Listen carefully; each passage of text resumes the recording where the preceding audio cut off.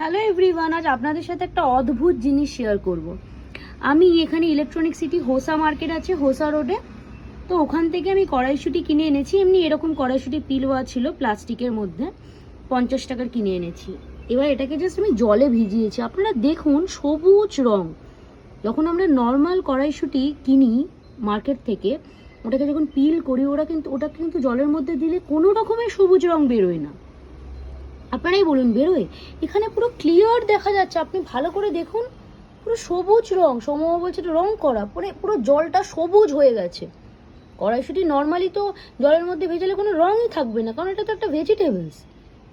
গাজর এটা ভেজিটেবলস, তো ওটা কেন রং উঠবে? কেন এটা রং উঠে পুরো একদম আপনি দেখুন সবুজ হয়ে গেছে, মানে রং মেশানো। মানে আপনারা সাবধানে কিনবেন দোকান থেকে, পাইকারি মার্কেট থেকে, সবজির দোকান থেকে কেনা।